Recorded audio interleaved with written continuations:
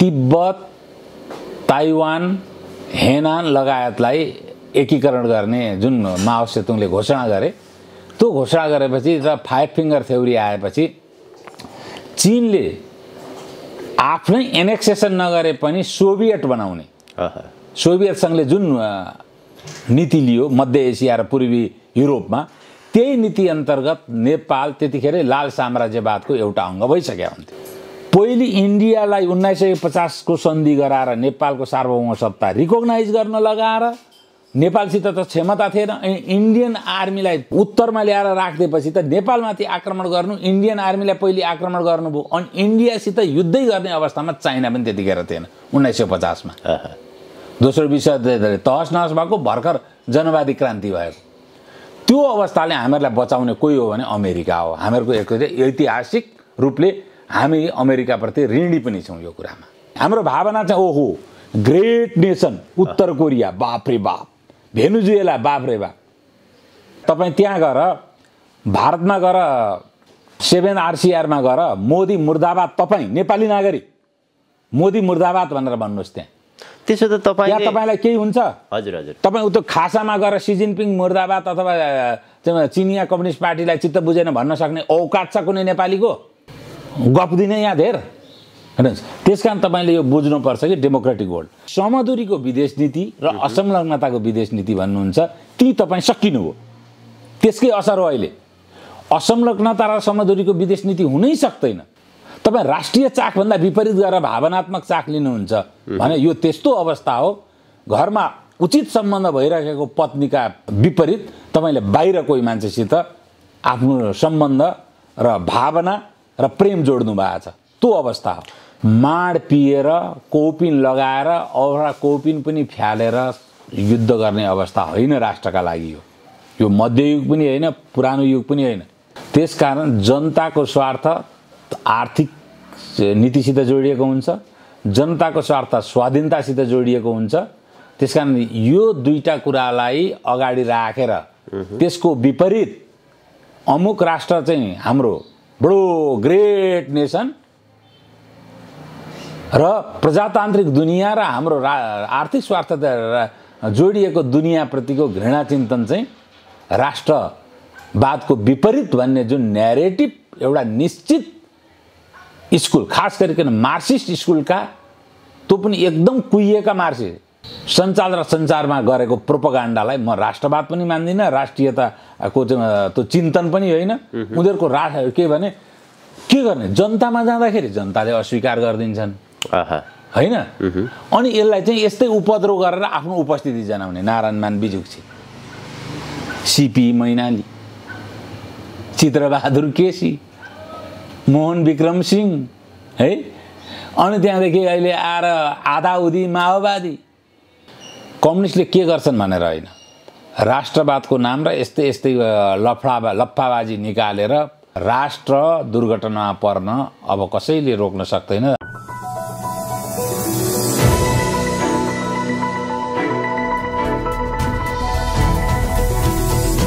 हिमाल online TV. चीन संसारकै धनी र शक्तिशाली राष्ट्रको रूपमा उदय भएपछि विश्व अहिले दुईटा कितामा विभाजित भएको छ। युक्रेनको विषयलाई लिएर रुस र अमेरिका बीच द्वन्द्व चर्केर गएको छ। यता ताइवान विशेष गरी साउथ चाइना सी क्षेत्रमा चीन र अमेरिकाको द्वन्द्व चर्केर गएको छ। यता भारतीय प्रधानमन्त्री नरेन्द्र मोदीले नेपालको जमिन लिपुलेकमा सडक विस्तार गर्ने बताएका छन्। मोदीको अभिव्यक्तिबारे नेपालको परराष्ट्र मन्त्रालयले कुनै पनि औपचारिक प्रतिक्रिया जनाएको छैन। पछिल्लो राष्ट्रिय अन्तर्राष्ट्रिय राजनीतिक प्रसङ्गमाथि केन्द्रित रहेर कुराकानी गर्दैछौँ राजनीतिक विश्लेषक अरुण कुमार सुवेदीसँग। सुवेदीजी स्वागत छ यहाँलाई। धन्यवाद प्रदीपजी। निकै लामो समयपछि म यहाँसँग कुराकानी गर्दैछु। होइन, म यसै पनि लामै समयसम्म देश बाहिर थिएँ। मेरो पारिवारिक स्वास्थ्यको कारणले बाहिर गएको थिएँ। त्यसरी लामै समय, झन्डै 2 महिना नै म नेपालको मिडियामा थिइनँ। यहाँको पेसा अध्ययनको हिसाबले अनुभवको हिसाबले व्यवसाय सँगसँगै अन्तर्राष्ट्रिय राजनीति अर्थतन्त्रलाई नजिकबाट यहाँले बुझ्नुहुन्छ। अभ्यासै गरेर बुझ्दछु।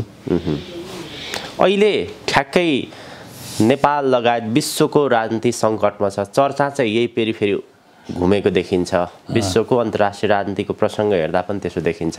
सुरुवात आज अर्थतन्त्रतर्फ गरौँ न। यो अर्थतन्त्रको विषयमा कतै पनि ध्यान गएको देखिएन। नेपालको अर्थतन्त्रको अहिलेको अवस्था ठ्याक्कै कस्तो छ? अहिले हामीहरू झन्नै क्र्यास हुन लाग्यो कि मुलुक जस्तो छ। शोधनान्तर भन्छ। शोधनान्तर भने अब तपाईँले जनताले बुझ्ने भाषामा भन्छु। अर्थशास्त्रीले भनेको जस्तो होइन। म अर्थशास्त्री पनि होइन। त्यहाँ जनता भएर बुझेको हो नि त मैले अभ्यास गरेर। अनि बुझ्ने भाषामै भनिदिउँ।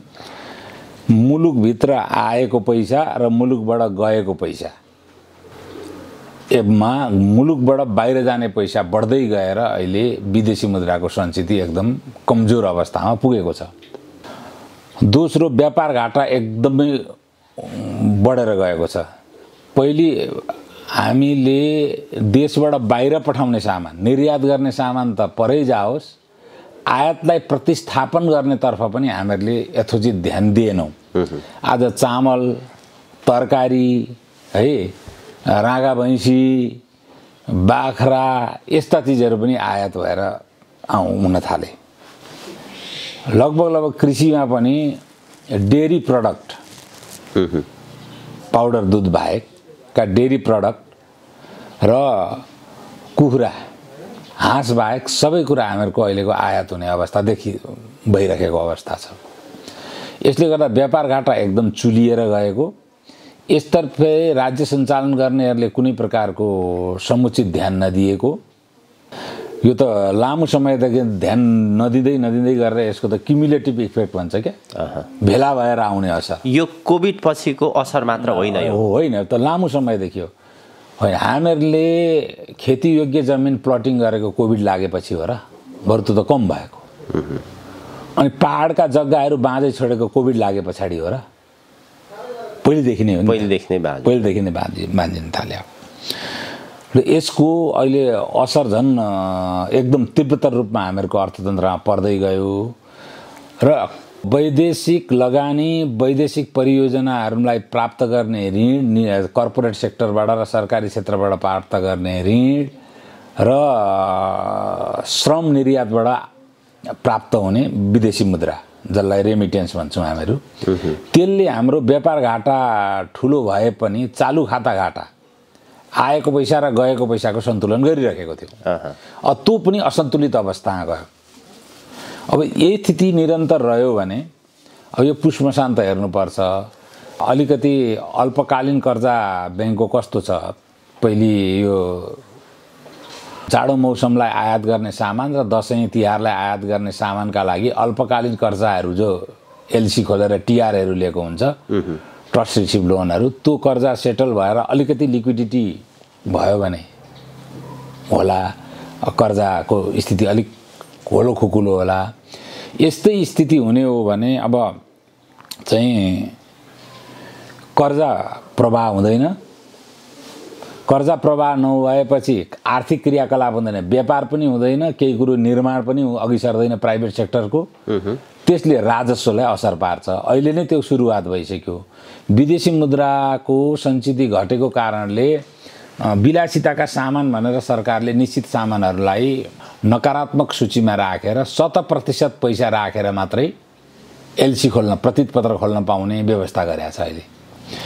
त्यो गर्ने बित्तिकै के हो भने बढी राजस्व आउने पनि विलासिताकै सामानबाट हो।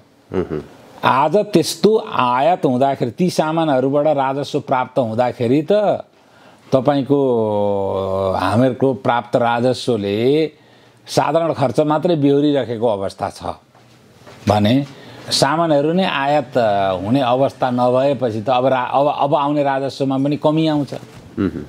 अनि यसको चक्रीय असर झन् एउटा व्यवस्थापनमा शब्द छ स्पाइरल इफेक्ट भन्छ। त्यो चाहिँ के, माथि त पहिले सानो हुन्छ अनि त्यो बढ्दै गएर तल त्यसको आधार चाहिँ झन् ठुलो हुँदै जान्छ, भङ झन् ठुलो पर्दै जाने स्थिति छ। र यसलाई सन्तुलनमा गर्न जे प्रकारको नीति लिनुपर्ने हो त्यो चाहिँ नेपालको अहिले राज्य सत्ता सञ्चालन गरेका केही राजनीतिक शक्तिहरूको राजनैतिक भावभूमिले गर्दाखेरि त्यो दिइरहेको छैन। राजस्वले आन्तरिक राजस्वले साधारण खर्च तलब भत्ता मात्रै पुगिरहेको अवस्था छ। पूर्वाधार लगायतका परियोजनाहरू तपाईँ निजी क्षेत्रलाई पनि नदिने, दिएका लाइसेन्स दिएका परियोजनाहरूलाई पनि अगाडि बढाउनलाई जस्तो हाइड्रो पावरहरूको पिपिए पनि नगरिदिने, अनि जसको हाइड्रो पावरको त राजस्व त सरकारको हातमा हुन्छ नि। हाइड्रो पावर कम्पनीले जति आम्दानी गर्छ त्यो सिधै विद्युत प्राधिकरणसित हुन्छ, सरकारको नियन्त्रणमा हुन्छ। त्यस्तालाई राज्य जमानी बसेर लौन त लिएर बाहिरबाट कर्जा लिएर आओस् भनेर त्यस्तो प्रकारको नीति पनि नलिने। अनि सबै राज्यले गर्नुपर्छ भन्दाखेरि राज्यसित आन्तरिक स्रोत छैन, बाह्य स्रोतबाट लिएर आउँ भनेर भन्दाखेरि अनुदान पनि नलिने, कर्जा पनि नलिने। कर्जा यसलाई दिँदैन सरकारलाई, त्यसरी सहज पनि छैन। किनभने हाम्रो सरकारले कर्जा लिएर व्यवस्थापन गरेका परियोजनाहरूको अतीत कस्तो छ त, इतिहास कस्तो छ भनेर हेर्न पर्यो नि। त्यो हेर्दाखेरि चिलिमे देख्नु भएकै छ कस्तो छ। अरे चिलिमे भन्न आएछ चमेलिया। तपाईँले गौतम बुद्ध एयरपोर्ट देख्नु भएकै छ, कस्ट दोब्बर बढ्यो, 100 वर्षमा पनि त्यसले चाहिँ रिटर्न दिँदैन। पोखरा एयरपोर्ट देख्नु भएकै छ, कस्ट बढ्यो, 100 वर्षमा पनि रिटर्न दिँदैन, त्यसले पेब्याक गर्दैन। अनि सरकार आफू जमानी बसेर लगानी गरेका परियोजना त्यस्ता भएका छन्। निजी क्षेत्रलाई तपाईँ संलग्न नगराउने, अनि जे भएका घाटाका संस्थानहरू पनि को भारी बोकेर बसिराख्ने, अनि अनुदान पनि नलिने, कर्जा पनि नलिने, विदेशी कर्जा पनि नलिने अथवा नआउने अवस्था, निजी क्षेत्रलाई पनि नदिने, निजी क्षेत्रलाई विदेशबाट कर्जा लिने अवस्था पनि निर्माण नगर्ने हो भने तपाईँ नडुबेर को डुब्छ? नेपालको आजको अर्थतन्त्रको अवस्था हेर्ने हो भने अत्यन्त सङ्कटमा फँसेको किन पनि देखिन्छ भने अहिलेका अर्थमन्त्री जनार्दन शर्मा पनि अर्थतन्त्र देखेर आतिएको, अर्थविज्ञहरू देखेर आतिएको, ब्याङ्कमा अहिले कर्जा छैन। यो परिस्थिति आउनुको कारण, मुख्य कारण के हो? यो परिस्थितिले देशलाई कस्तो सङ्कट निम्ति आउन सक्छ? होइन, त्यो के छ भने खास गरी 63-64 सालको परिवर्तन पछाडि जुन उत्ताउलिएर नेपालमा कम्युनिस्टहरूको वर्चस्व जनमतमा पनि निर्माण भयो र नीति निर्माणमा पनि उनीहरूको पहुँच निर्माण भयो, त्यसले पुँजीको स्वतन्त्रता क्रमशः बाधित हुँदै गयो। त्यसकारण यो तपाईँले अहिले जनार्दन शर्मा मात्रै अर्थमन्त्री भएर फुत्ता आएको अवस्था नसोच्नुहोस्। 63-64 सालदेखिको स्पाइरल इफेक्ट हो। यसको चाहिँ मतलब भङ पढ्दै ठुलो भङ हुँदै गएको, अझ ठुलो भङ हुन्छ। एउटा हामी श्रीलङ्काकै स्थिति यहाँ पुगिसक्थ्यौँ, तर एउटा गनिमत हामीहरूलाई एउटा ठुलो सौभाग्यको विषय के हो भने अहिलेसम्म श्रीलङ्का जस्तो डेप ट्र्याप्ड कर्जाको माखे साङ्लोमा हामी परिसकेका छैनौँ। कति टाढा छौँ त्यो माखे साङ्लोबाट हामी? त्यो माखे साङ्लोमा पर्न चाहिँ के हो भने अब सुरु गरेका छौँ। किनभने हामीले अनुदान नलिने र त्यो जस्तो एमसिसीकै एउटा केस लिउँ, एमसिसीको अनुदानले अरू दात्री निकायहरूको सम्बन्ध हाम्रो बाधित भएको छ। जापानसँगको सम्बन्ध बाधित भएको छ, एडिबीसितको सम्बन्ध बाधित भएको छ, वर्ल्ड ब्याङ्कसँगको सम्बन्ध बाधित भएको छ, पश्चिम युरोप लगायत क्यानाडासितको सम्बन्ध बाधित भएको छ, आर्थिक सम्बन्ध। र यसले बिस्तारै राजनैतिक र अन्तर्राष्ट्रिय सम्बन्धको स्वरूप पनि ग्रहण गर्दैछ। त्यो बाधित भएपछि अब हामी डेप ट्र्यापमा कसरी पर्छौँ भने हामीसित एउटा मात्रै राष्ट्र हुन्छ यो अवस्थामा पैसा दिने, चीन। र चीनले जुन प्रकारले इथियोपिया र श्रीलङ्का, रुवान्डाहरूलाई जस्तो प्रकारको डेप ट्र्यापमा पर्नुपर्ने बाध्यात्मक परिस्थिति निर्माण भयो, त्यो बाध्यात्मक परिस्थिति हामीहरूलाई पनि निर्माणमा लिएर जानका लागि यहाँ एउटा निश्चित भावभूमि भएका मान्छे सङ्गठित रूपमा लागेका छन्, सञ्चार र सञ्जाल दुइटैमा, र नीति निर्मातालाई पनि प्रभावमा पार्न र राजनीतिज्ञलाई पनि प्रभावमा पार्न लागेका छन्। तर राजनीतिज्ञहरू पनि कोही प्रलोभनमा परेर, कोही आस्थाको चाहिँ मतलब पूर्वाग्रहले, आफूले दिएको राजनैतिक सिद्धान्तको पूर्वाग्रह अथवा आग्रहले, र कोही अज्ञानतावश त्यतातर्फ लागेको देखिन्छ। र यो हामीहरू अहिले परेका छैनौँ, तर त्यतातिर हामीहरूलाई लिएर जानका लागि वातावरण निर्माण गर्ने काम द्रुतताका साथ यो अगाडि बढेको परिस्थिति छ। आउनुको कारण चाहिँ विश्वका शक्तिशाली राष्ट्रहरू दुईटा कितामा ध्रुवीकृत भइसकेपछिको अवस्था हो कि यसलाई कसरी लिन सकिन्छ? जुन यो चाहिँ विश्वमा शक्ति राष्ट्रहरूको द्वन्द्व जहिले पनि हुन्छ। द्वन्द्व रहित विश्व भन्ने सम्भवै छैन। पहिले सोभियत सङ्घको ध्रुव र अमेरिकाको ध्रुवको द्वन्द्व थियो।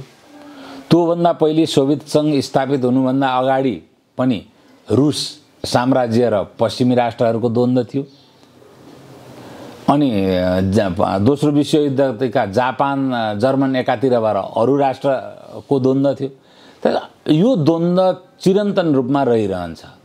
तपाईँले आफ्नो राष्ट्रको स्वार्थ निर्धारण गरेर त्यो द्वन्द्वको अवस्थामा आफ्नो राष्ट्रले लिने विदेश नीति र आर्थिक नीतिलाई स्थापित गर्ने हो। त्यो हामीहरूले गर्न सकेनौँ पछिल्लो अध्यायमा आएर। जस्तो हाम्रो राष्ट्रिय चाक के हो भनेर पहिलो निर्धारण गर्नु पर्यो। हाम्रो राष्ट्रिय स्रोत के हो, केबाट हामी धनी हुन्छौँ, एक। दोस्रो, हाम्रो राष्ट्रिय चाक के हो।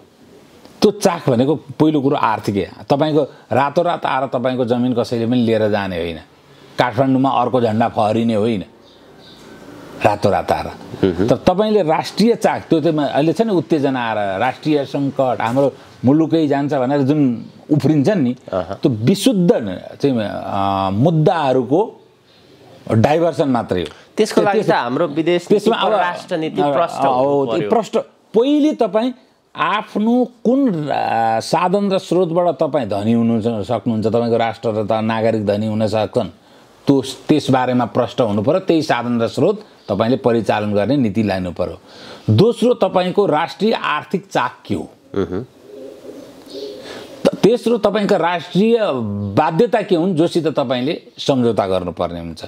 यी तीनटा कुराले तपाईँको राष्ट्रिय स्वार्थ निर्धारण गर्छ। यो तीनटा कुराले राष्ट्रिय स्वार्थ निर्धारण गरेर हामीहरूको विदेश नीति र कुन देशसित कस्तो सम्बन्ध राख्ने भन्ने हामीहरूले निर्धारण गर्ने हो। अब तपाईँको पहिलो कुरा राख्छ, तपाईँले धनी हुने तपाईँको साधन र स्रोत भनेको अहिलेसम्म पहिचान भएका जलस्रोत, साधन र स्रोत प्राकृतिक स्रोतमा। दोस्रो, पर्यटन र तीर्थाटन, पर्यटनमा पनि विशेष तीर्थाटन दोस्रो। र तेस्रो, तपाईँको साधन र स्रोत कृषि हो, जसलाई तपाईँले निर्यात गर्न नसके पनि आयात प्रतिस्थापन गरेर व्यापार घाटा कम गर्नुहुन्छ र जिडिपी बढाउन सक्नुहुन्छ। यी तीनटा स्रोत देखिन्छन् हाम्रा। अब तपाईँको राष्ट्रिय अर्को स्वार्थ के हो त?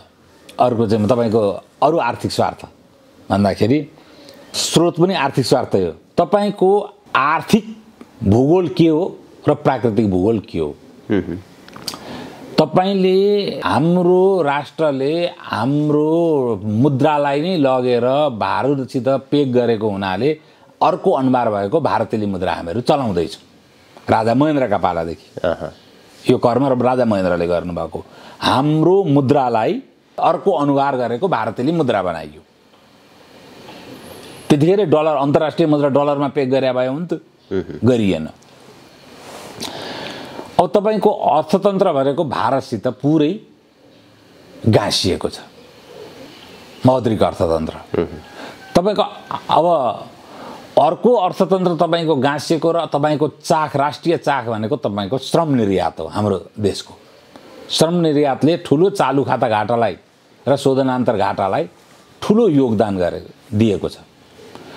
तपाईँको श्रम सम्बन्ध कोसँग छ? पूर्वतिर जानुभयो भने दक्षिण कोरियासित छ, मलेसियासित छ श्रम सम्बन्ध। कमसेकम सुरक्षा फौजमा भए पनि तपाईँको सिङ्गापुरसित छ श्रम सम्बन्ध, होइन? भारतसित छ। अनि त्यहाँदेखि श्रम सम्बन्ध जापानसित पनि छ श्रम सम्बन्ध, जापानमा पनि धेरै साथ छन्। अर्को तपाईँको पश्चिमतिर जानुभयो भने युनाइटेड अरब इमिरेट्ससित छ, कतारसित छ, साउदी अरेबियासित छ, कुवेतसित छ तपाईँको श्रम सम्बन्ध। अर्को महत्त्वपूर्ण हो हाम्रो डायस्पोरिक चाक। हाम्रो दाजुभाइहरू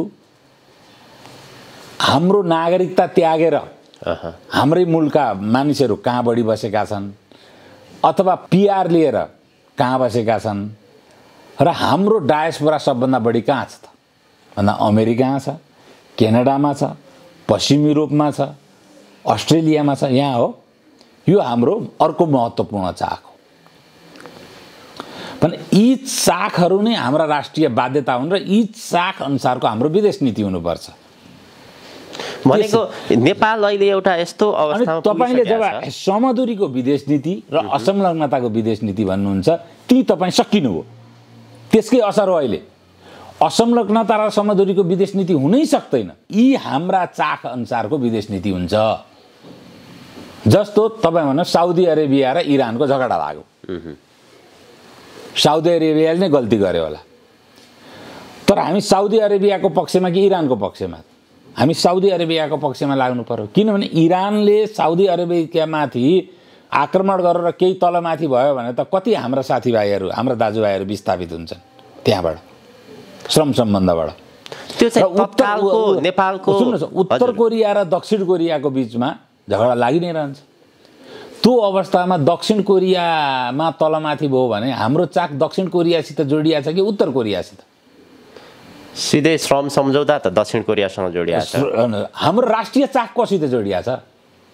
तपाईँ राष्ट्रिय चाखभन्दा विपरीत गरेर भावनात्मक चाख लिनुहुन्छ भने यो त्यस्तो अवस्था हो, घरमा उचित सम्बन्ध भइरहेको पत्नीका विपरीत तपाईँले बाहिर कोही मान्छेसित आफ्नो सम्बन्ध र भावना र प्रेम जोड्नु भएको छ, त्यो अवस्था हो।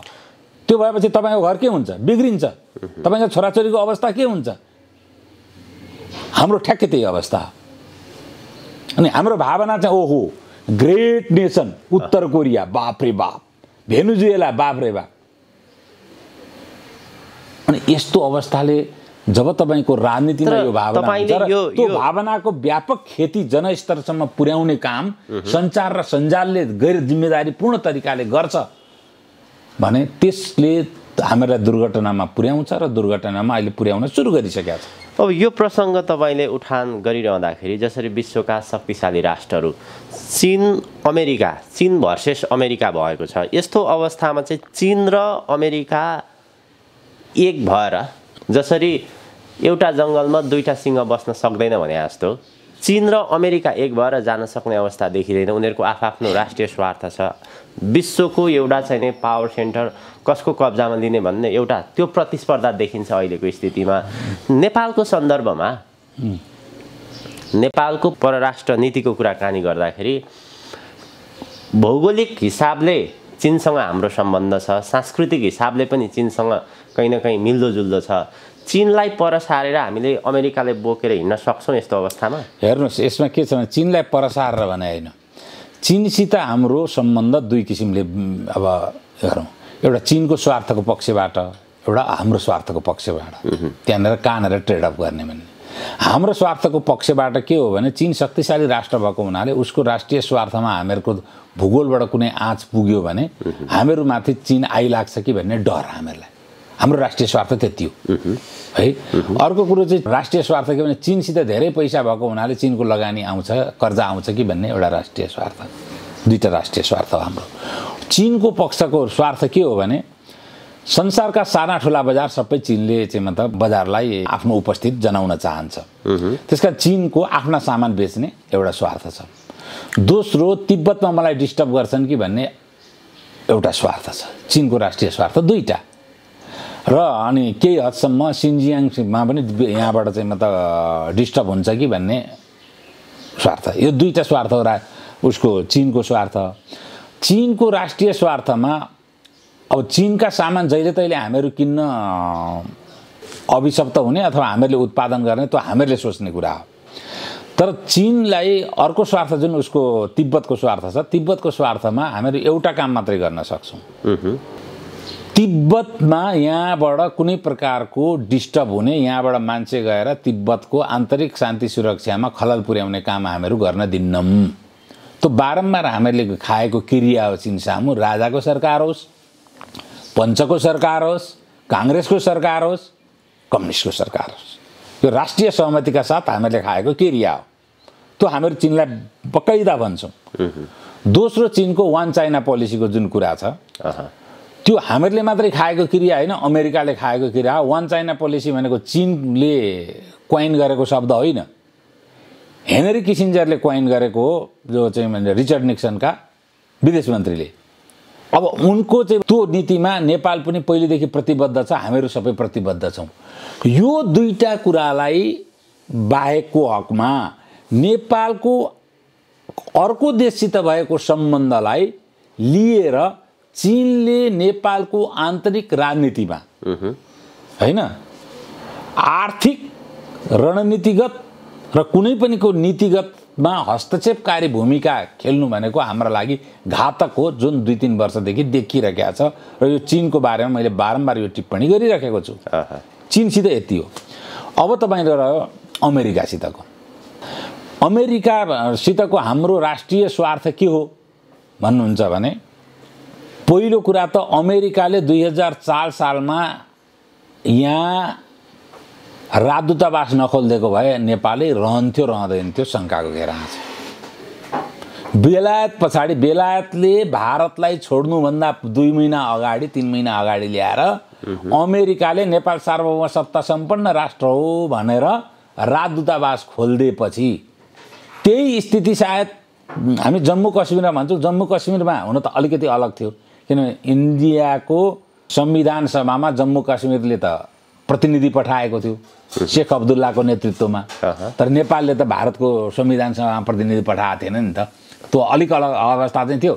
तर पनि त्यति हुँदाहुँदै पनि अमेरिकाले त्यहाँ राजदूतावास त खोलिदिएको थिएन जम्मू कश्मीरमा। त नेपालमा राजदूतावास खोलेपछि अमेरिकाले नै अब राष्ट्रसङ्घ स्थापना भइसकेको, भिटो सहितको राष्ट्र भएको, दोस्रो विश्वयुद्धको विजेता राष्ट्र भएको हुनाले अमेरिकाले नेपालको सार्वभौम सत्तालाई मान्यता दिएको हुनाले वल्लभभाई पटेलले नेपाललाई एनेक्सेसन गर्नलाई गाह्रो पर्यो, त्यो अप्ठ्यारो पर्यो। त्यही अवस्थामा 7 सालसम्म 1950-51 आइपुग्दाखेरि चीनले तिब्बत, ताइवान, हेनान लगायतलाई एकीकरण गर्ने जुन माओ सेतुङले घोषणा गरे, त्यो घोषणा गरेपछि र 5 फिङ्गर थ्योरी आएपछि चीनले आफ्नै एनेक्सेसन नगरे पनि सोभियत बनाउने, सोभियत सङ्घले जुन नीति लियो मध्य एसिया र पूर्वी युरोपमा, त्यही नीति अन्तर्गत नेपाल त्यतिखेर लाल साम्राज्यवादको एउटा अङ्ग भइसक्यो हुन्थ्यो। पहिले इन्डियालाई 1950 को सन्धि गराएर नेपालको सार्वभौम सत्ता रिकग्नाइज गर्न लगाएर नेपालसित त क्षमता थिएन, इन्डियन आर्मीलाई उत्तरमा ल्याएर राखिदिएपछि त नेपालमाथि आक्रमण गर्नु, इन्डियन आर्मीलाई पहिले आक्रमण गर्नुभयो। अनि इन्डियासित युद्धै गर्ने अवस्थामा चाइना पनि त्यतिखेर थिएन 1950 मा। दोस्रो विश्वयुद्धले तहस नहस भएको, भर्खर जनवादी क्रान्ति भएको। त्यो अवस्थाले हामीहरूलाई बचाउने कोही हो भने अमेरिका हो। हामीहरूको एक ऐतिहासिक रूपले हामी अमेरिकाप्रति ऋणी पनि छौँ। यो कुरामा यो सबैले बुझ्नुपर्छ यो इतिहास। अनि अर्को अहिले पछिल्लो अध्यायमा आएर हाम्रो सैन्य चाक राष्ट्रसङ्घ अन्तर्गतको शान्ति सेनामा जाने होस्, सैन्य सामग्रीको आपूर्तिको विषयलाई लिएर हो, त्यो अमेरिकासित र सम्बद्ध राष्ट्रसित जोडिएको छ। तेस्रो हाम्रो डायस्पोरिक इन्ट्रेस्ट अमेरिका र सम्बद्ध राष्ट्रसित जोडिएको छ। चौथो हाम्रो श्रम निर्यातको सम्बन्ध अमेरिकासँगको सम्बद्ध राष्ट्रहरूसित जोडिएको छ। यस परिस्थितिले गर्दा पुरै हामी अमेरिकासित पुरै हाम्रो राष्ट्रिय चाकहरू जोडिएको अवस्था छ। भनेको अब यो राष्ट्रिय चाकमा तपाईँलाई मन परे पनि मन नपरे पनि हेर्नुहोस्, बाबु र छोरा दुईटा मर्ने स्थिति भयो भनेर आफू बिचमा हुनुहुन्छ भने तपाईँले बाबु चाहिँ मरोस् छोरा चाहिँ बाँचोस् भन्नुपर्छ, किनभने प्रकृतिको नियम हो। त कसैले पनि आफ्नो बाबुको मृत्यु चाहन्छ? पक्कै पनि चाहँदैन, पक्कै चाहँदैन। तर बाबु र यक्ष प्रश्न आयो नि, युधिष्ठिर र यक्षको संवादमा आउँछ नि, उनले अर्जुनलाई चाहिँ मरोस् भन्ने चाहेको हो र भीमलाई मरोस् भन्ने चाहेको हो र, तर न्यायको सिद्धान्त अनुसार मेरो चाहिँ कान्छी आमा माद्रीको छोरा चाहिँ एउटा बाँचोस् भनेर भनेन। त्यस्तै गरेर जब तपाईँका अगाडि त्यस्ता यक्ष प्रश्नहरू आउँछन्, त्यो अवस्थामा तपाईँले राष्ट्रिय स्वार्थ अगाडि राख्नुपर्छ। हाम्रो राष्ट्रिय स्वार्थ अमेरिका र सम्बद्ध राष्ट्र र भारतसित जोडिएको छ। एक दोस्रो कुरो अर्को के छ भने तपाईँको प्रणालीको कुरा आउँछ। तपाईँलाई संसारमा डेमोक्रेटिक वर्ल्ड र अटोक्रेटिक वर्ल्डको अब युद्ध सुरु हो। चीन, उत्तर कोरिया, भेनेजुएला, इरान भनेको के हुन्? अटोक्रेटिक हो। अब डेमोक्रेटिक वर्ल्ड भनेको अमेरिका, ब्रिटेन, जापान, अस्ट्रेलिया हो, भारत हो भन्छन् त्यसो उनीहरूले आफूलाई। हो नि त, हो नि। तपाईँ चीनको कम्युनिस्ट पार्टीमा सी जिनपिङसित यसरी जोरी खोजेर नेपालका कम्युनिस्ट नेता, सबभन्दा शक्तिशाली कम्युनिस्ट नेता केपी ओलीसित जोरी खोजेर यत्रो धेरै बाँचेर बसिया छैनन्। एकजना सी जिनपिङको विकल्पको नेता त्यहाँ बाँचिया छ, उत्तर कोरियामा बाँचिया छ। कम्युनिस्टकै उदाहरण दिनु न। भन्छन् भनेर हुन्छ? 5-5 वर्षमा चुनाव हुँदैन, पार्टीहरू परिवर्तन हुँदैनन्, अमेरिका 4-4 वर्षमा चुनाव हुँदैन। त्यसमा यो डेमोक्रेटिकै वर्ल्ड हो नि त। तपाईँ त्यहाँ गएर, भारतमा गएर 7 RCRमा गएर मोदी मुर्दाबाद, तपाईँ नेपाली नागरिक मोदी मुर्दाबाद भनेर भन्नुहोस् त्यहाँ। त्यसो त तपाईँलाई केही हुन्छ? हजुर हजुर। तपाईँ उतो खासामा गएर सी जिनपिङ मुर्दाबाद अथवा चिनिया कम्युनिस्ट पार्टीलाई चित्त बुझेन भन्न सक्ने औकात छ कुनै नेपालीको? गफ दिने यहाँ धेर। त्यस कारण तपाईँले यो बुझ्नुपर्छ कि डेमोक्रेटिक वर्ल्ड। त्यस कारण हामीलाई पनि डेमोक्रेसी, तपाईँ यहाँ आएर यति बुझिराख्नु भएको छ र म यति बोलिरहेको छु। पञ्चायतकालमा औकात थियो कसैको बोल्ने? राणाकालमा औकात थियो? त्यस कारण यो कुरो सोच्नुहोस्, तपाईँको पनि स्वार्थ डेमोक्रेसी र ह्युमन राइट्स हो कि होइन? प्रेस स्वतन्त्रता हो कि होइन? मेरो पनि स्वार्थ डेमोक्रेसी, ह्युमन राइट्स, प्रेस स्वतन्त्रता, पुँजीको स्वतन्त्रता पनि हो नि त। आज पुँजीको स्वतन्त्रतामा यो चाहिँ संविधानले नै समाजवाद उन्मुख भनेर दुनियाँ चाहिँ मतलब विभेदकारी नीति लिएपछि तपाईँको देशको आर्थिक अवस्था खस्कँदै गयो। तपाईँ मिडिया चलाउनु भएको छ, तपाईँलाई विज्ञापनमा कति असर परेको छ? तपाईँका कर्मचारीलाई तलब दिने कुरामा कति असर परेको छ? त्यो तपाईँको स्वार्थ हो कि होइन?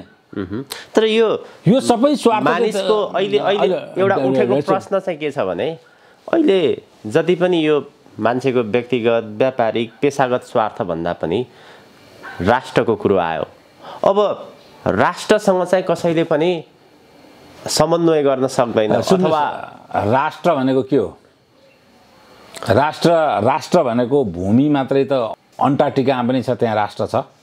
अन्टार्कटिकामा राष्ट्र छ। यो डेमोक्रेसी सुन्नुहोस् त, त्यसमा राष्ट्र हुनका लागि जनता चाहियो नि पहिले। जनता बाँच्नु पर्यो नि पहिले हो।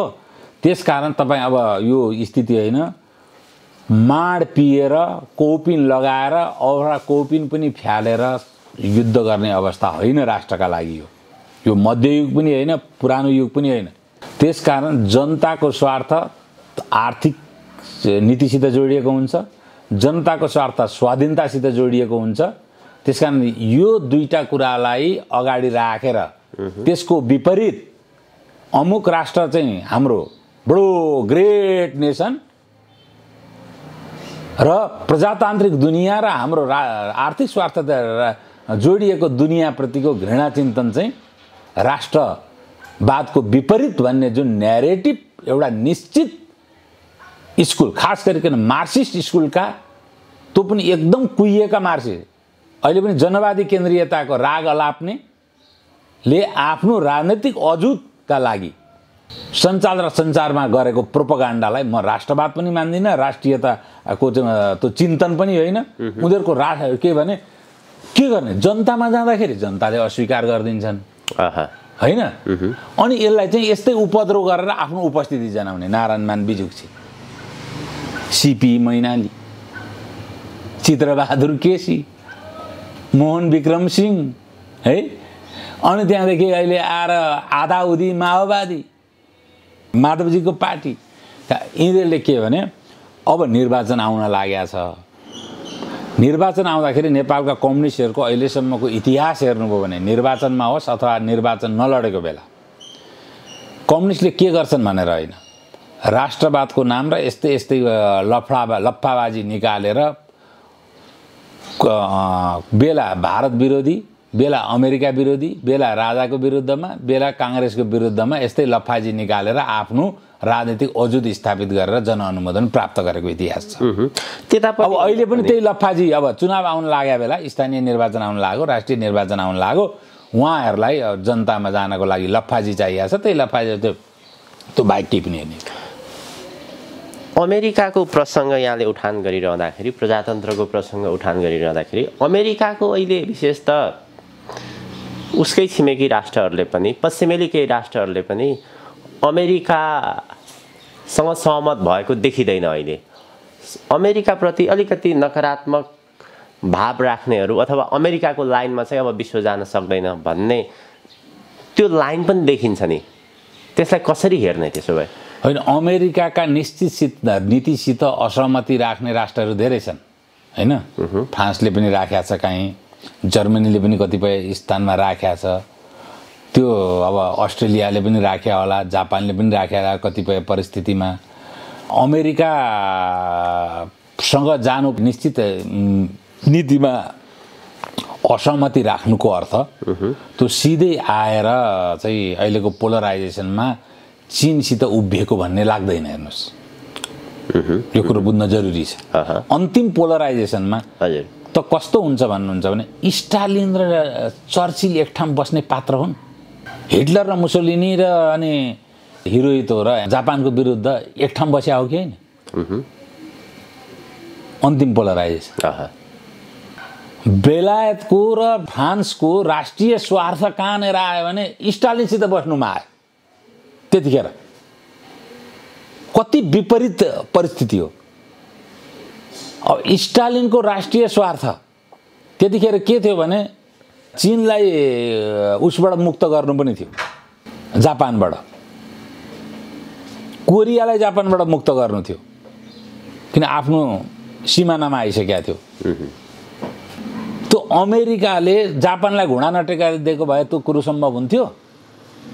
त्यसका अन्तिम राष्ट्रिय स्वार्थमा चाहिँ कहाँनिर पोलराइजेसन हुन्छ भन्ने महत्त्वपूर्ण कुरा हेर्नुहोस्। इन्डियाका त कतिवटा चाहिँ मतलब छन् असहमति अमेरिकासित। ऊ सोभियत सङ्घबाट उसले लिइराखेको छ के अरे S-400, त्यसमै अमेरिकाको रिजर्भेसन छ। उसले इरानसितको सम्बन्ध अगाडि बढाइरहेको छ, त्यसमै उसको रिजर्भेसन छ। कति रिजर्भेसन छ इन्डियासित त अमेरिकाको। तर त्यस्ता रिजर्भेसन निश्चित पोलिसीका रिजर्भेसन भनेका अनौठो कुरा होइन। तर अन्तिम पोलराइजेसन जुन हुन्छ, ग्लोबल पोलराइजेसन, हरेकले आफ्नो राष्ट्रिय स्वार्थ अनुसार आफ्नो स्थान निर्धारण गर्ने हो। त्यो हाम्रो राष्ट्रिय स्वार्थ भनेको अघि मैले भनिसकेँ, त्यो राष्ट्रिय स्वार्थ अनुसारको नीतिमा हामीहरू पनि उभिनुपर्छ। तपाईँले यसो भनिरहँदाखेरि चाहिँ चीनलाई दुईटा कुराको प्रत्याभूति बाहेक हामीहरू केही दिन सक्दैनौँ। हामी तिब्बतमा डिस्टर्ब गर्दैनौँ, वान चाइना पोलिसीमा हामीहरू फर्म छौँ। यहाँबाट यो भूमिबाट तिमीमा कुनै प्रकारको आक्रमण हुँदैन एक। तर तिब्बतबाट भागेर आएका शरणार्थीहरूलाई नेपाल डेमोक्रेटिक कन्ट्री एक्सट्राडिट गर्न सक्दैनौँ, हामी सुपुर्दगी गर्न सक्दैनौँ। त कुनै आतङ्कले भागेका होइनन् त्यहाँका मान्छेहरू, आतङ्ककारी भएर भागे होइन। भागेर को आउँछ? लामा आउँछ, तिब्बतियन मोङ, त्यसलाई सुपुर्दगी गर्ने त्यो गर्न सक्दैनौँ। त्यो बाहेक चाइनालाई हाम्रो कुनै जियोग्राफी पनि कस्तो छ, सबै नाका लगभग 7 देखि 8 महिना बन्दै हुन्छन् प्राकृतिक कारणले। खुल्दाखेरि पनि यति धेरै रेगुलेट गरेको छ चाइनाले कि तपाईँ स्याउ मात्रै हामीहरूको कति करोडको स्याउ कुहियो होला यसपालि केरुङमा, त्यसको डाटा लिनुभएको छ हाम्रो देशको। अनि त्यस कारण त्यो कुरो हेर्नुहोस्, चाइना हाम्रो लागि चाइना भनेको एउटै राष्ट्रिय स्वार्थ। चाइना यति नबिच्कियोस् कि हामीहरूलाई आक्रमण गर्न नआओस् भन्ने स्वार्थ मात्रै हो। त्यो स्वार्थ पुरा गर्न दुईटा कुरा, नेपालबाट चाइनामाथि कुनै पनि प्रहार हुँदैन एक, त्यसको कुराको प्रत्याभूति हामीहरूले दिइरहेका छौँ जसो सरकार भए पनि। दुई, तिब्बतमा हामी डिस्टर्ब गर्दैनौँ, वान चाइना पोलिसी हामीहरू मान्छौँ। यो तीनटा कुरोभन्दा अब बाहिर हामीहरू गएर चाइनाले हाम्रो अर्को राष्ट्रसित भएको सम्बन्धलाई प्रभावित गर्ने गरी आफ्ना नीतिहरू लिनु हुँदैन। त्यस सम्बन्धमा त चाइनाले पनि अमेरिकाको पोलिसी नेपालमाथि जे अहिले अमेरिकाको ज्यादा इन्ट्रेस्ट बढेर गयो, जुन MCCकै परियोजनाको कुरा छ। MCC निशुल्क त्यत्रो ठुलो कुरो होइन। त्योभन्दा बढी चाहिँ नेपालको के भने सैन्य सम्बन्ध छ अमेरिकासित होइन। त्योभन्दा बढी गएर अरू क्षेत्रको सम्बन्ध छ। MCC त के भने यसलाई तुरुन्त स्ट्राटेजिक रूपमा केही दुर्जनहरूले बनाएको मात्रै हो आफ्नो राजनीतिक वजुद स्थापित गर्नका लागि। यो ठुलो विषय होइन, मैले धेरै ठाउँ बोलिसकेको छु। अब यसलाई नै यहाँ अर्को विषय नगरौँ, तपाईँको समय पनि लगभग अन्तिमतिर आयौँ। हामी आर्थिक रूपले अब यही अहिलेको उत्तेजनाले मतिभ्रम भएर यसैलाई राष्ट्रवाद मानेर हामीहरू गयौँ भने राष्ट्र दुर्घटनामा पर्न अब कसैले रोक्न सक्दैन। हामी आर्थिक रूपले पहिले दुर्घटना पर्छौँ, अभावे स्वभाव नष्ट भन्छन्। सबभन्दा ठुलो राक्षस तपाईँको पेटमा बसेको छ। हेर्नुहोस्, तपाईँ धनी भएर पनि तबसम्म शान्तिसँग बस्न सक्नुहुन्छ जब तपाईँको छिमेकीले खाना पाउँछ। उसले खान नपाएको दिन कि तपाईँको छिमेकी मर्नलाई स्वीकार गर्नुपर्छ उसले, कि तपाईँलाई मारेर भए पनि तपाईँसँग खाना खोजेर खान्छ। बजारमा 1 किलो चामल र 1 किलो पिठो पाउन्जेलसम्म मात्रै अरबपति र खाकपतिको भेद हुन्छ। त्यो अन्न नपाएपछि डलर र अरब रुपियाँको खात खाएर राष्ट्रलाई यो कुरो अत्यन्त मनन गर्नुपर्छ। कदाचित हामी यो उत्तेजना, राष्ट्रवादको उत्तेजना, कथित राष्ट्रवादको उत्तेजनाले हामी चाहिँ श्रीलङ्का नहौँ। राष्ट्रवाद पहिलेदेखि नै हाम्रो चाहिँ राष्ट्रवादै गलत परिभाषित रोग हो। नेपाल रोग गलत, राष्ट्रवादको भाष्य नै गलत भयो क्या। किनभने खास गरी यसको चाहिँ प्रस्थान बिन्दु, राष्ट्रवादको गलत भाष्यको प्रस्थान बिन्दु चाहिँ 2019 साल हो, जसले नेपाली जनताको सार्वभौम अधिकार आफ्नो एउटा व्यक्ति महेन्द्रले हातमा लिए उसलाई राष्ट्रवादी भनियो। जनता सार्वभौम हुनुपर्छ भन्ने भाष्य राष्ट्रवाद हो अथवा राजा सार्वभौम हुनुपर्छ भन्ने भाष्य राष्ट्रवाद हो? मैले बुझेको त संसारमा त जनता नै सार्वभौम हुनुपर्छ भन्ने राष्ट्रवाद भाष्य चाहिँ राष्ट्रवाद होला। त्यहाँदेखि अपव्याख्या भएको राष्ट्रवादको हुँदा हुँदा हुँदा अब के भयो भने परघृणामा आधारित राष्ट्रवाद हो हाम्रो। राष्ट्रको आर्थिक समृद्धि, राष्ट्रका सफ्ट पावरहरू बढाउने, राष्ट्रलाई शक्तिशाली बनाउने चाहिँ राष्ट्रवाद को परिभाषाभित्र परेन, होइन? परघृणामा आधारित राष्ट्रवाद र अनि त्यहाँदेखि जनताको सार्वभौम अधिकार हरण हुनुपर्छ भन्ने राष्ट्रवाद, दुईटा त बडो विपरीत भाष्यले गर्दाखेरि हामी बारम्बार दुर्घटना पर्छौँ। अब पनि राष्ट्रवादको भाष्य हामीहरूले करेक्सन गरेनौँ भने संसारमा धेरै राष्ट्रहरू मेटिएका छन्, दुर्घटनामा परेका छन्। सारा रिसोर्सेस भएर पनि डेमोक्रेटिक रिपब्लिक अफ कङ्गो त्यस्तो भयो, रुवान्डा त्यो दुर्गतिमा गयो, इथियोपिया जस्तो समृद्धशाली राष्ट्र त्यो दुर्घटनामा गएर आज त्यत्रो ठुलो जनसङ्ख्या भएर पनि भूपरिवेष्टित भएर बस्नु परेको छ। उपयुक्त नीति लिएको हुनाले जिबुटीले राम्रो तरक्की गरे, सोमालिया र इथियोपिया शक्तिशाली भएर पनि दुर्घटनामा परे, यमन शक्तिशाली भएर पनि दुर्घटनामा पर्यो। कतार उपयुक्त नीति राखेको हुनाले, कुवेत उपयुक्त नीति लिएको हुनाले तरक्की गरे। अनि के कुवेतका चाहिँ सबै अराष्ट्रवादी, राष्ट्रवादी भनेर चाहिँ आफैमा लडी हिँड्ने यमनीहरू हो? यो बुझ्न जरुरी छ।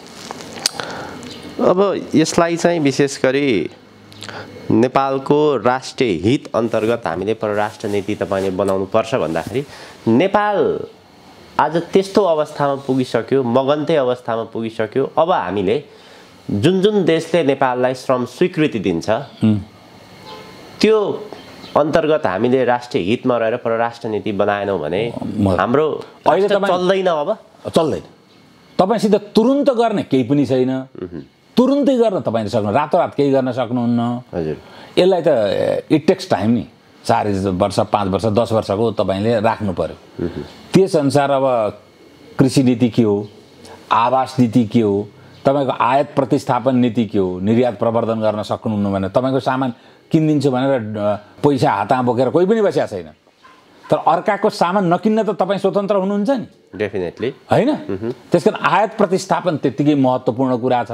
अनि आयात प्रतिस्थापन गरेर तपाईँको विदेशी मुद्राको सञ्चिति र चालु खाता घाटा, शोधनान्तर घाटा चाहिँ श्रम निर्यात गरेर तपाईँले गर्न सक्नुभयो भने त्यो एउटा त महत्त्वपूर्ण हुन्छ। अहिले तुरुन्तै पनि अब सरकारका एसेट मोनिटाइजेसनको दिशामा लाग्नु पर्यो। सरकारले एसेट मोनिटाइजेसन दियो भने जनतासित छरिएर बसेको पैसा आएर सरकारको ढुकुटीमा पैसा निर्माण हुन्छ। अहिले 1-2 खरब रुपियाँको एसेट मोनिटाइजेसन गर्नै नै नसक्ने अवस्थामा त छैन नि सरकार। ल ठिक छ, तपाईँ प्राइभेट सेक्टरलाई बेच्नुहुन्न, 51% सेयर सरकारले राखेर 49% जनतालाई दियो। जनता पनि त सरकारकै हो नि त, जनतालाई 49% सेयर दिएर कुनै एउटा आरएनएसी अथवा विद्युत प्राधिकरणका अन्तर्गतका परियोजनालाई नै अनि 80% कर्जा सरकारै जमानी बसेर बाहिरबाट लिइदिने हो भने, आखिर आरएनएसीका कर्जा अहिले पनि त सरकार जमाना बसेरै लिइदिएको छ नि त, लिइदिने हो भने त सरकारको खातामा त एसेट मोनिटाइजेसन बढै चाहिँ 2-4 खरब पैसा निकाल्न अहिले नै गाह्रो छैन। त एसेट मोनिटाइजेसन पनि नगर्ने, यसको अर्थ स्पष्ट के छ भने नेपालमा निश्चित सिद्धान्त भएका राजनीतिक शक्तिहरू र नेताहरूलाई सर्वहाराहरू जति बढे उहाँहरूलाई उति फाइदा हुन्छ। त्यसो त यो अनुदानको कुरा गर्दाखेरि जस्तै ओली नेतृत्वको बहुमतको सरकार हुँदाखेरि सजिलो थियो नि त्यो अनुदान संसदबाट अनुमोदन गराइदिने। रोकेको चाहिँ केले? आज पनि गठबन्धनको सरकार छ, उसले चाह्यो भने।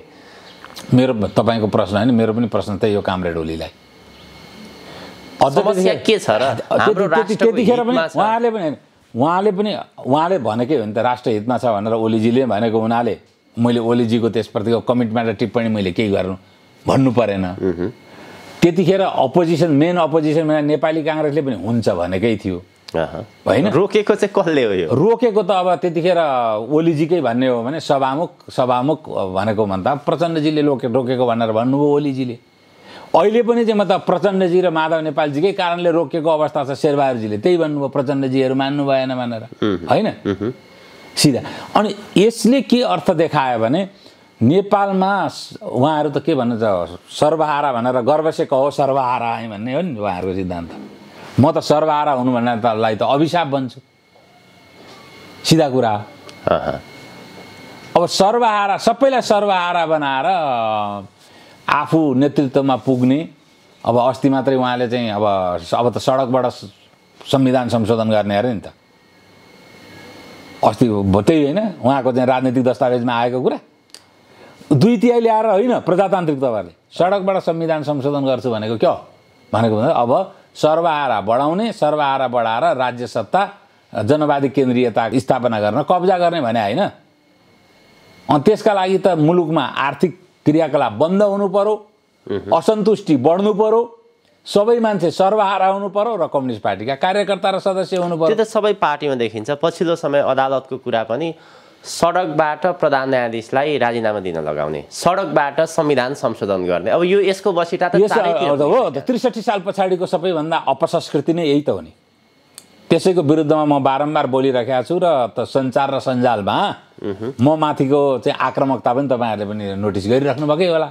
अब तपाईँको यति मैले भनिसकेपछि पनि कथित राष्ट्रवादी सर्वहारा होइन, अनि परघृणा चाहिँ हाम्रो चाहिँ मतलब हो अमेरिकन साम्राज्यवाद मुर्दाबाद, भारतेली विस्तारवाद मुर्दाबाद, भारतबाट आएको स्याउ खाऊ, भारतबाट आएको स्वादिष्ट मोमो खाऊ, कमलाक्सीमा गर, भारतेली विस्तारवाद मुर्दाबाद भन होइन। अनि अमेरिकाका पिआर र डिबीका लागि फारम भर। तिनीहरू त को मुखरित राष्ट्रवाद त मुखरित नै हुनेवाला छ कमेन्टमा। अब बडो अप्ठ्यारो स्थिति छ भने हजुर, बडो अप्ठ्यारो स्थिति छ। हुन्छ त अब तपाईँ सर्पलाई दुध खुवाएर एउटै कोठामा बस्नुहुन्छ भने अनि सर्पले डसो अप्ठ्यारो भयो भनेर हुन्छ? ठ्याक्कै अब हामी कार्यक्रमको लगभग अन्त्यतिर छौँ। यो नेपालको आजको जे अवस्था छ, जुनसुकै दलका नेतृत्वमा आए पनि यो समस्या कहिले पनि समाधान हुँदैन। यो समस्या समाधान हुन खास गरिकन नेपाली काङ्ग्रेसले आफूलाई तात्विक रूपमा परिवर्तन गर्नुपर्छ। कस्तो परिवर्तन? 63 साल पछाडि नेपाली काङ्ग्रेस कम्युनिस्टको भाष्यलाई नै राष्ट्रवाद मानेर र कम्युनिस्टहरूको नारालाई 63 सालभन्दा अगाडि 46 सालको अवतरण भनेको काङ्ग्रेसको मूल पोलिटिकल एजेन्डा र इकोनोमिक एजेन्डामा कम्युनिस्टहरूले अवतरण गरेका थियो। 63 साल पछाडि कम्युनिस्टहरूको पोलिटिकल एजेन्डामा काङ्ग्रेसले अवतरण गरेर बिस्तारै बिस्तारै कम्युनिस्टहरूको इकोनोमिक एजेन्डालाई पनि काङ्ग्रेसले इन्डोर्स गर्न थालेको हुनाले चाहिँ मतलब नेपालमा यो दुर्घटना भएको हो, यो दुर्गति आएको हो। त्यसलाई सन्तुलनमा नेपालमा कन्जर्भेटिभ शक्ति एउटा कुनै आएर शक्तिशाली भएको भए त्यसलाई अलिकति सन्तुलनमा आउँथ्यो। नेपालमा कन्जर्भेटिभ शक्तिले सेप नै ग्रहण गर्न सकेन, त्यसले गर्दा दुर्घटना भएको हो। यदि कन्जर्भेटिभ सोच र शक्ति नेपालमा स्थापित भएन र काङ्ग्रेसले पनि आफूलाई करेक्सन गरेन भने नेपालमा दुर्घटना हुन्छ, 1 हुन्छ, 2 हुन्छ, 3 हुन्छ।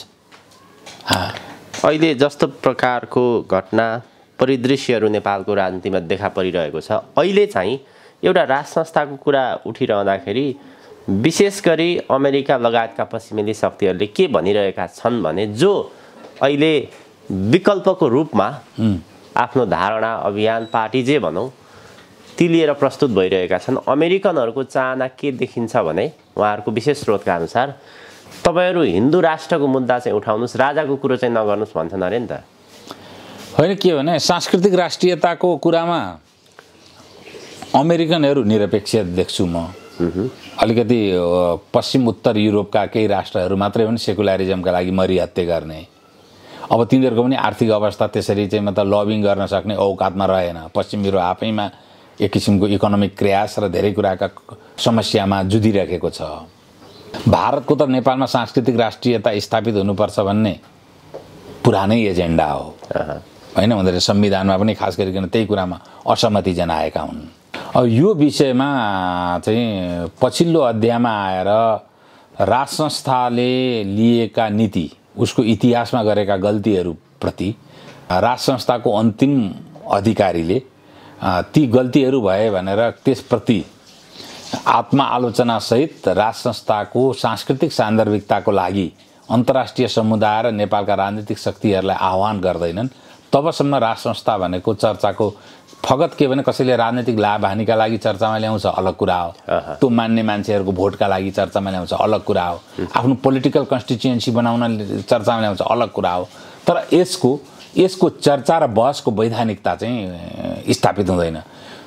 विस्थापित महाराज ज्ञानेन्द्रले नै 19 सालमा जसरी चाहिँ संविधानबाट नै हाम्रा पिताले राज संस्थाले सार्वभौम अधिकार, जनताको सार्वभौम अधिकार हरण गर्यो, संसारको प्रजातान्त्रिकताको विपरीत केही क्रियाकलापमा जसरी संलग्न भयो र जनताको सार्वभौम अधिकारप्रति बीचमा जुन प्रकारको राज संस्थाबाट अतिक्रमण भयो, त्यसका लागि राज संस्थाले पनि गलत नीति लिएको हुनाले दुर्घटना जनता र राज संस्था, राष्ट्र दुई समग्र रूपमा राष्ट्रले भोग्यो।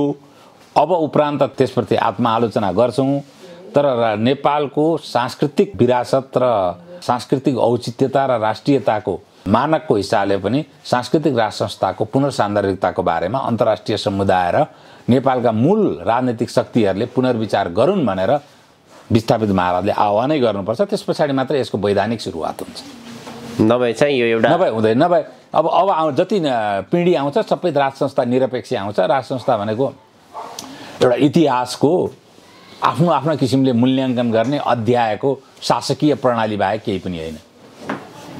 हस् अरुण सर, यहाँको महत्त्वपूर्ण समय र विचारको लागि अत्यन्त आभारी छु। यहाँलाई धेरै धेरै धन्यवाद। यहाँलाई पनि धन्यवाद प्रदीपजी। लामो समयमा कुरा भयो, अब लामो समयसम्म फेरि कुरा नगरौँ है। हस्, थ्याङ्क यू।